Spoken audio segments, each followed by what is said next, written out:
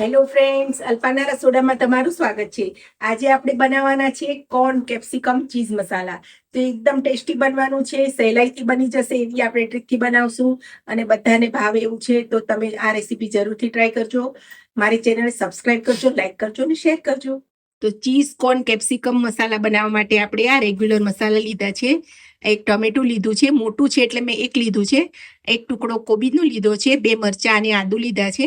આ દૂધની અંદર મેં કાજુના ટુકડા અને મગજતરીના બી 2 ચમચી મગજતરીના બી અને 1 ચમચી જેવા કાજુના ટુકડા મેં પલાળી દીધા છે અડધી કલાક.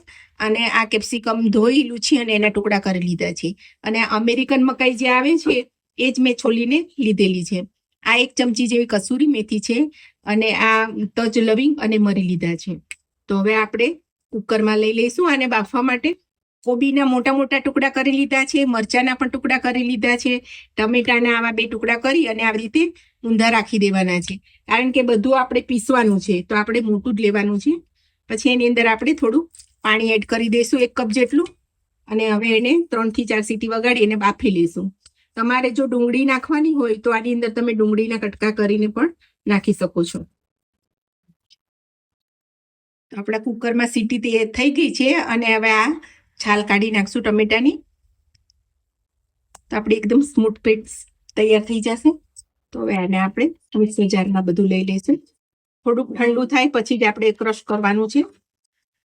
તો આપણે પેન મૂકી દીધું છે અને ગેસ ચાલુ કરી દીધો છે. તો એની અંદર મોટા 2 ચમચા જેટલું આપણે તેલ એડ કરવાનું છે. તમારે બટર એડ કરવું હોય તો પણ કરી શકો છો. તો આપણું તેલ ગરમ થઈ ગયું છે તો એની અંદર આપણે 1 ચમચી જીરું એડ કરી દઈશું.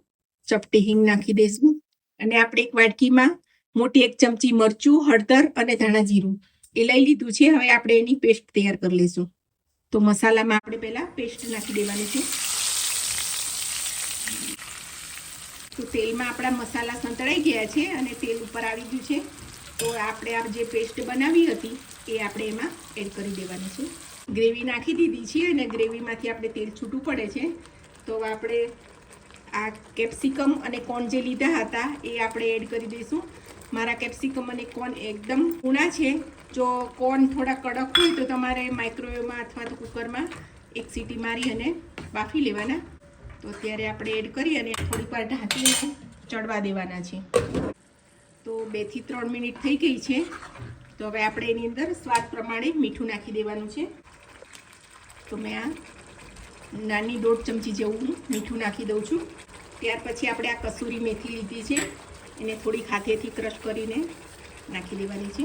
અને આપણે આ મગજતરી અને કાજુની બી હતા એની આપણે પેસ્ટ કરી લીધી છે એ પણ એડ કરી દઈશું અને ઢાંકીને હવે આપણે એને કૂક થવા દઈશું થોડી વાર.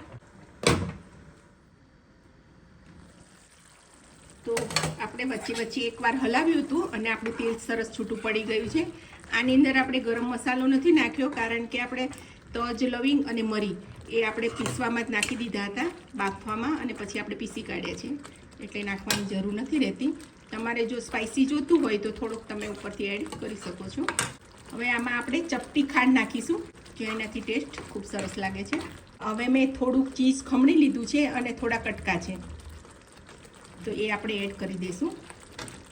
જમવાની તૈયારી હોય ત્યારે જ આપણે એડ કરવાના છે. જો જમવાની વાર હોય તો આ રીતે ગ્રેવી કરીને રાખી દેવાની અને પછી જ્યારે જમવા બેસવું હોય ત્યારે જ આપણે એના કટકાને એડ કરવાના છે.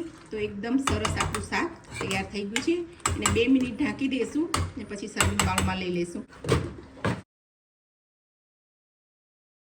તો આપણું ચીઝ કોર્ન મસાલા તૈયાર થઈ ગયું છે અને ખૂબ જ ટેસ્ટી છે અને ઝડપથી બની જાય છે અને બહાર કરતાં એકદમ ઓછા ખર્ચમાં ઘરમાં તૈયાર થઈ જાય છે. તો આ રેસીપી તમે જરૂરથી ટ્રાય કરજો. મારી ચેનલને સબસ્ક્રાઇબ કરજો, લાઈક કરજો અને શેર કરજો.